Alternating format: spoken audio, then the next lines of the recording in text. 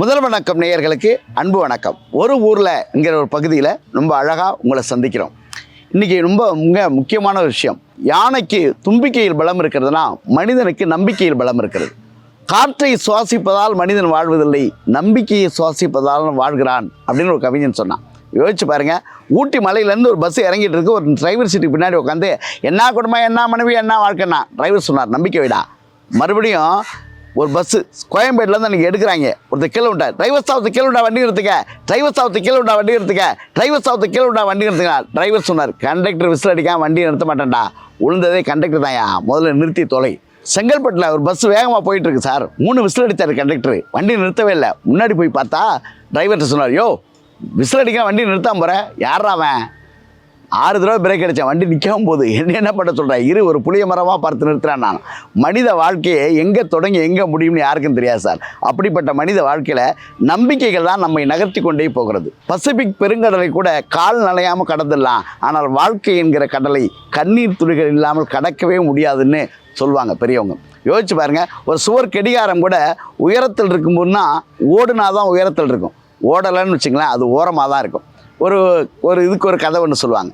திரேதாயுகம் அப்படின்னு ஒரு யுகம் இருந்துச்சான். எல்லாருமே அந்த உலகத்தில் நல்லவங்களாகவே இருந்திருக்காங்க. அவன் என்ன பண்ணியிருக்கான், ஒருத்தன் ஒரு நிலத்தை இன்னொருத்தருக்கு விற்றுருக்கான். விற்றவுடனே வாங்கினவன் ஒருத்தன் வாங்கிட்டான்.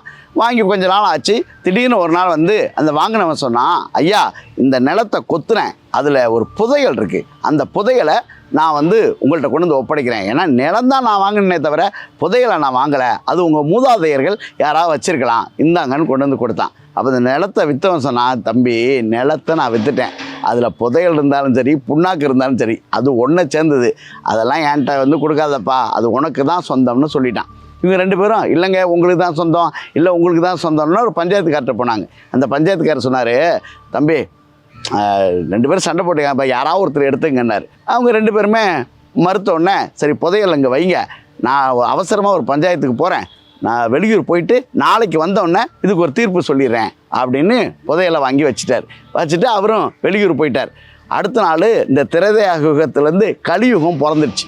கலியுகம் பிறந்தோடனே எல்லாருக்கும் மைண்டு மாறிடுச்சு. இந்த நிலத்தை விற்றான்ல அவன் சொன்னான், இப்போ நிலத்தை மட்டும்தான் அவன்கிட்ட விற்றேன், புதையல் என்னோடது எனக்கு வேணும்னா. உடனே அதுக்கு அவன் சொன்னான், ஹலோ நிலத்தை விற்றுட்டில்ல, அதுக்குள்ளே என்ன இருந்தால் என்ன, அது எனக்கு தான் சொந்தம்னு அவன் சொன்னான். இந்த பஞ்சாயத்துக்கார்ட்ட போய் 2 பேரும் சண்டை போட்டாங்க. பஞ்சாயத்துக்காரர் கேட்டாரு, தம்பி அதெல்லாம் சரிதான், இந்த புதையலை கொண்டு போய் யார்கிட்டையும் கொடுத்தேன்னு சொன்னீங்களே, அவர் யார்கிட்ட கொண்டு போய் கொடுத்தீங்க புதையலை? அவர்கிட்ட போய் தேடி வாங்கிங்கப்பா, என் வீட்டுக்கு நீங்கள் ஒன்றும் வரவே இல்லையன்ட்டு அவன் போயிட்டானான்.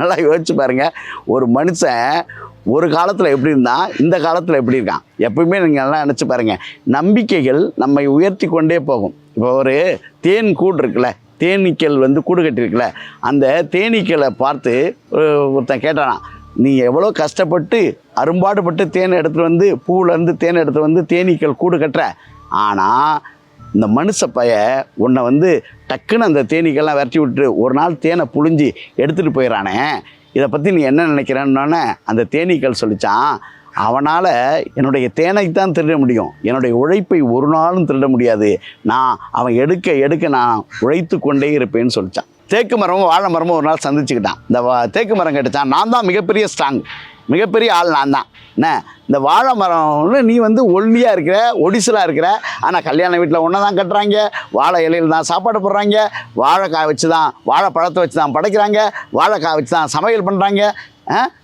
எனக்கு அந்தளவுக்கு மரியாதை தரமாட்டுறாங்களே இந்த மனுஷ பையக அப்படின்னு கேட்டிருக்கு. அப்போ தான் வாழை மரம் சொல்லிச்சான், நீ இறந்த பிறகு தான் மற்றவர்களுக்கு பயன்படுகிறாய், நான் இருக்கும்போதே மற்றவர்களுக்கு பயன்படுகிறேன். இருக்கும்போது யார் பயன்படுறாங்களோ அவங்க தாங்க இந்த நம்பிக்கைக்குரிய ஆள்.